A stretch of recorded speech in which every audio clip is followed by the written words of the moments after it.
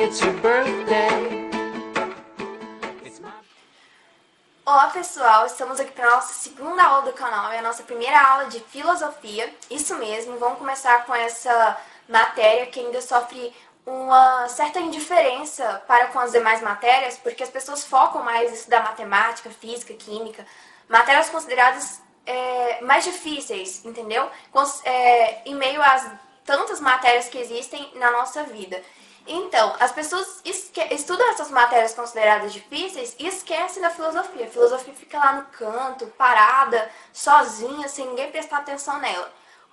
As pessoas deveriam pensar que a filosofia existe na vida delas e tem um motivo, entendeu? Elas usam, mesmo sem perceberem.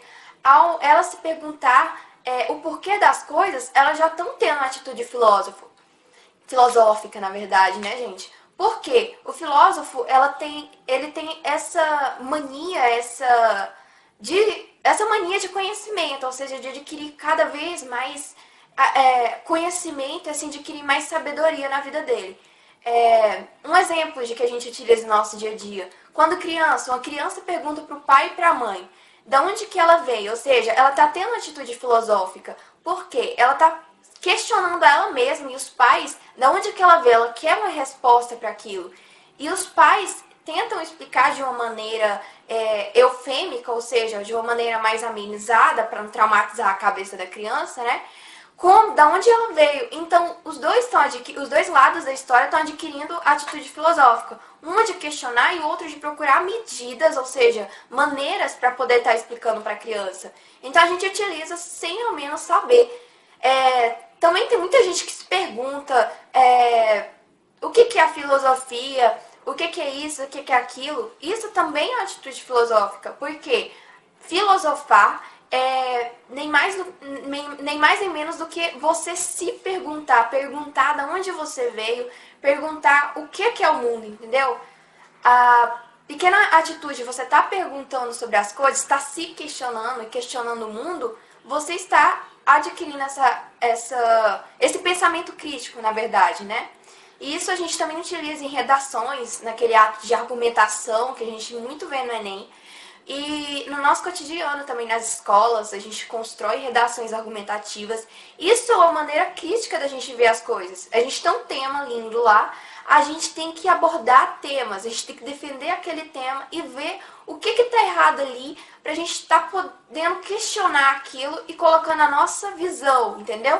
Isso é uma atitude filosófica também. Ao estar escrevendo uma redação argumentativa, a gente está tendo uma atitude filosófica, entendeu? Então, a gente utiliza no nosso cotidiano.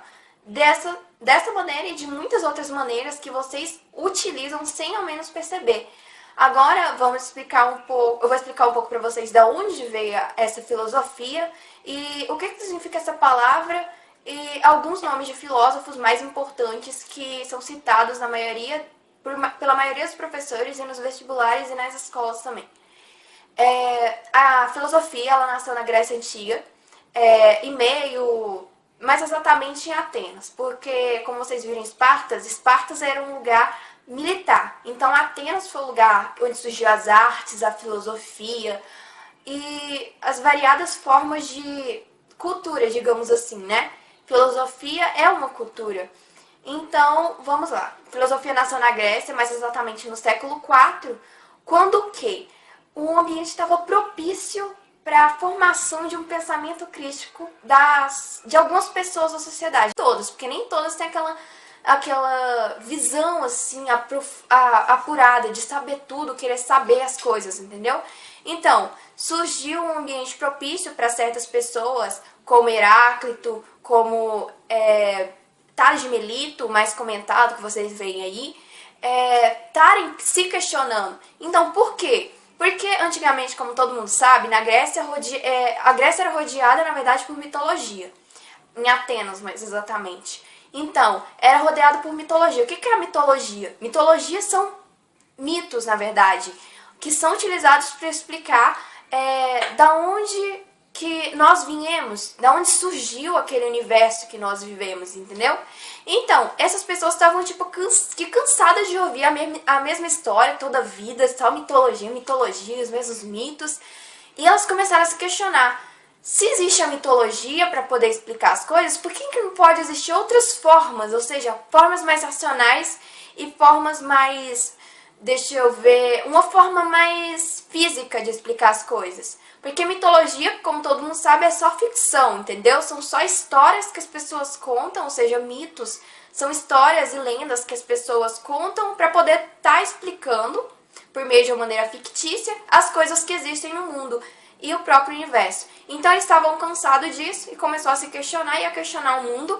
E como o Heráclito, que eu comentei, Tales de Melido, Anaximenes, eles tiveram esse pensamento diferenciado das demais pessoas e começaram a se questionar e a questionar o ambiente que eles estavam vivendo, observando a natureza. Tales de Melido, por exemplo, ele analisando a natureza e por meio de vários estudos, entendeu? Ele criou a teoria de que o mundo foi criado pelo quê? Pela água.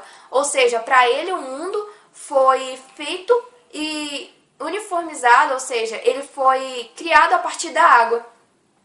E para outros cientistas, ou seja, os filósofos também eram considerados cientistas, ou seja, para outros filósofos cientistas, existiam outras teorias, entendeu? Como que o universo surgiu de um átomo, gente. Então, tem várias teorias que algumas pessoas acreditam ou não, mas essas pessoas, elas pensam de uma maneira incrivelmente diferenciada das demais. Por isso que elas estão aí bem vistas na sociedade, entendeu? Por ter esse pensamento.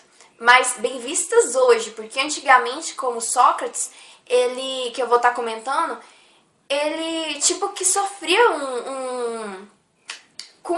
não preconceito, mas ele sofria, porque o governo da época, ele era muito conservador. Então, eles ficavam em cima de Sócrates. Por quê? Sócrates, ele adotava conceitos de estar explicando aquilo que ele via no mundo e o que ele percebia de diferente no mundo de uma forma diferente. Como assim? Complicar a cabeça de vocês, né? Tipo assim, ele via, por exemplo, eu tenho uma caneta. Da onde que essa caneta veio e de que ela é feita? Qual o material que ela é feita, entendeu? Então ele começava a questionar. E esse questionamento ele tentava passar para as demais pessoas, para os jovens, na verdade, que tinham a cabeça mais aberta, mais conscientizada, entendeu? De que tudo pode ser diferente. Então ele tentava conscientizar os jovens de que existem várias maneiras de estar explicando uma coisa só, por exemplo, né? Então eles tinham um método, na verdade, para tentar explicar essas coisas, que era muito, muito incrível, na verdade, né? Por quê? Porque ele pegava, tipo, um exemplo. Pega uma pessoa, por exemplo, assim, e eu te pergunto, o que é virtude? Sócrates, ele com a pessoa, digamos assim, né? E, tipo, tentava explicar pra ela o que era virtude, por exemplo, como o exemplo que eu falei. Então, ele tentava enfiar na sua cabeça que você sabia e que você não sabia. Como assim que eu sabia e não sabia? Tipo, no primeiro momento, ele fazia com que você percebesse que você não sabia, não tinha noção alguma do que significava virtude. E ao longo da conversa, das perguntas que ele fazia para a pessoa, ele tentava conscientizá-la de que ela sabia. No fundo, ela sabia alguma coisa sobre virtude. E posteriormente ele ainda consistia em estar colocando na sua cabeça que você ainda sabia o significado e a definição daquela palavra. Então o método socrático era muito bom, entendeu? Muito bom mesmo, porque eles faziam esse método fazia com que a pessoa se auto-questionasse, entendeu? Então, Sócrates, a ele foram atribuídos frases que remetem a certos métodos convencionais que ele utilizava na vida dele, nesse autoquestionamento que ele fazia, entendeu? Então, a frase muito conhecida como só sei que nada sei é atribuída a esse exemplo que eu acabei de falar. Por quê? Ele, no início, ele fala que essa pessoa não sabe nada. E ao longo do tempo que ele tá conversando com a pessoa, ele tenta enfiar que ela sabe de alguma coisa, entendeu? Ele tenta explicar pra ela que ela sabe, De alguma maneira ela sabe o que significa, mas só que ela não consegue pensar de uma maneira diferente para poder responder aquela pergunta simples que ele tinha feito a ela. Então, só sei que nada sei. O que quer dizer isso?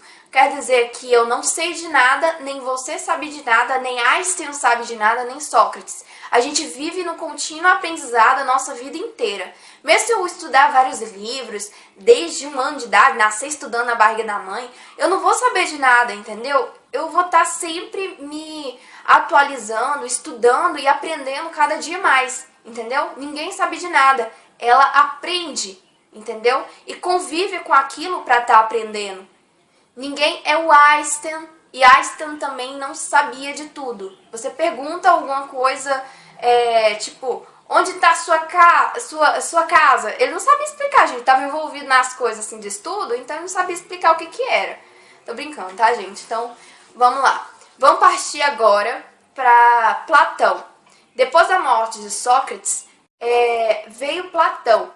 Platão, ele era tipo que o braço direito de Sócrates. O Platão, ele agia com os mesmos pensamentos de Sócrates, aquele pensamento diferenciado da sociedade, mas ele tinha uma certa indiferença com a democracia ateniense. Por quê?